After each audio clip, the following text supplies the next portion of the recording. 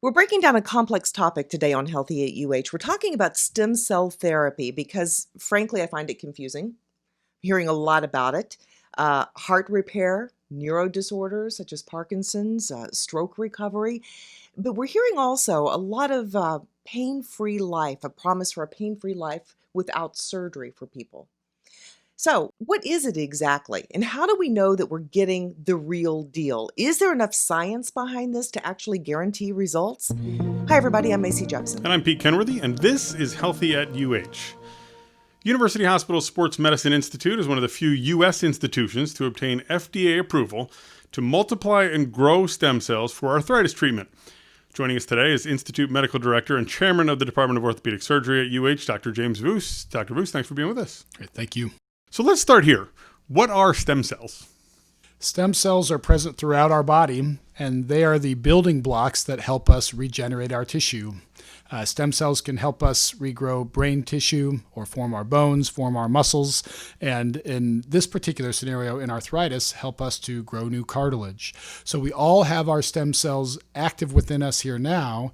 These new treatments help us to unleash the power of those stem cells in a more controlled fashion to treat diseases versus just doing our normal day-to-day building. And so UH is actually FDA approved to be studying this, and actually we grow stem cells here. How does that work? That's correct.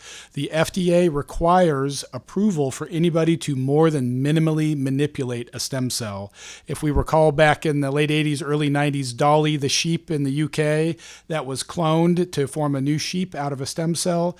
Many years ago, the FDA provided those protections so that we didn't clone ourselves here across the country. So, as Macy mentioned at the outset, we've heard about advances in treatment of heart disease, stroke, spinal cord injuries, these kinds of things with stem cell. But University Hospitals is actually recruiting patients for studying the treatment of early arthritis. Is that right? That's correct. We have an active clinical trial going on. It's listed on clinicaltrials.gov. That's the FDA website that lists all of the federal studies for patients 18 to 60 years old with either acute cartilage injuries or early arthritis. So it really allows us to reach out to those patients that may not need a joint replacement yet, are starting to be slowed down by that early arthritis, to give them the opportunity to either push a joint replacement down the line or to get back to their activities a little bit quicker than otherwise. It's crazy to think that this could be done without FDA approval somewhere out in the universe. But I mean, how do we know always that we're getting the real thing? You may get off an airplane and down in Florida or in other states and see billboards everywhere for stem cell therapy, and you may not necessarily be getting a stem cell treatment. Typically, in these type of treatments, someone may have their bone marrow or blood drawn from the bone in their hip and spun down, and those cells given back to the patient, and that's considered a stem cell injection.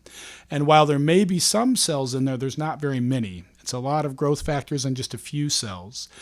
This study that we're talking about here currently is taking just those couple cells, identifying the best ones, and multiplying them into the hundreds of thousands so that therefore those cells can be much more active, much more potent.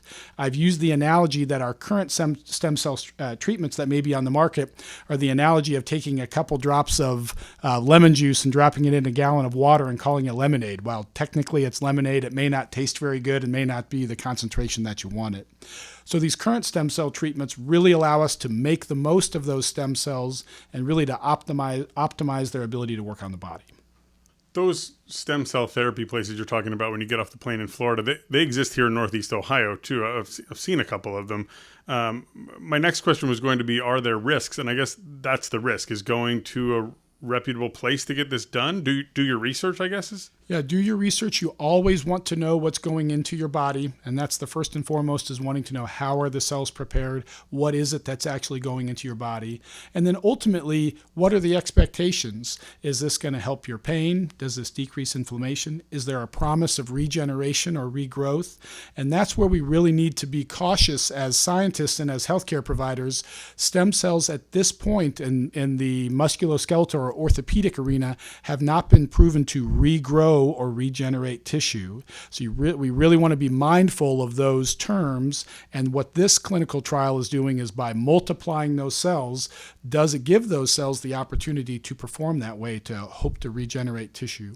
We know that it can improve your symptoms, but now can it take that next step and help you to regrow that joint? And that's really the aim of this study, to see what happens. So when we look at those places out there, it's really what are they promising and what's going into your body. All right, so we've talked about the best case scenario, and that's regrowing cells and regenerating. We have to talk about the worst case scenario, though, too. Are there risks? Can things go awry?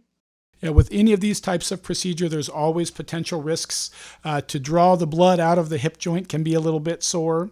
And then anytime you do an injection into the knee, whether it's a steroid injection or a joint lubricant injection or stem cells, there's always that rare risk of infection. Sometimes you can have an inflammatory reaction. The real risk is that if there are additional things added to those stem cells, or there are additional chemicals or reagents or tinkering with those cells, you really want to know what's going on there in efforts to reduce any type of adverse reaction to your body. Doctor, I think we should be clear here that stem cell treatment isn't really for everyone, right? How do you determine what the best course of action is for where you are in your stage of arthritis or otherwise? Yeah, that's our biggest challenge currently, and we spend the majority of time in the office talking about what alternative treatments are, what other treatments there are leading up to stem cell. Often our patients come into the office holding on to a large grasp of hope that the stem cells are going to cure everything, and there may be some opportunity for that to happen, but I think it's most important to see a specialist, a sports medicine or orthopedic specialist that knows how to treat early arthritis, whether it's with physical therapy, or sometimes it's as simple as changing your shoes or how you're working out, to different injections, whether it's a steroid injection or the lubricant or what we call viscosupplementation injections. There's other more simple growth factor injections like PRP or platelet-rich plasma. And then ultimately there are multiple surgical options. And that's really, we're going to a sports medicine or orthopedic specialist like we have here at our UH Department of Orthopedic Surgery to really help you work through what those treatments are. Because while stem cells are a great option, there are a lot of other treatments available to you that may be much simpler and much easier to execute. Well, as the lead physician for the Cleveland Browns, the Cleveland Monsters, the Cleveland Ballet, we couldn't let you go, though, without talking about the implications for athletes. Where do you see this going? Where is it now? Athletes being able to get back safely on the field or to extend the length of their careers can have dramatic impact. You can imagine if you're a professional athlete or a college athlete and you have some early arthritis or a traumatic cartilage injury, and receiving one of these treatments, if it allows you to continue to perform at a high level, that's being able to be drafted into the NBA or Major League Baseball. Or if you're a veteran player, extending the length of your career several years, that can have very big implications both financially and on your family and on your performance goals. So that's really where we've positioned ourselves to be the thought leaders, the academic leaders in moving the use of stem cells forward. Doctor, as always, we appreciate your time. Thanks so much for being with us. Great. Thank you very much. Remember, you can find and subscribe to this podcast on iTunes, Google Play, Stitcher, or wherever you get your podcasts. Search University Hospitals or Healthy at UH, depending on where you subscribe. For more health news, advice from our medical experts, and Healthy at UH podcast, go to uhhospitals.org/blog.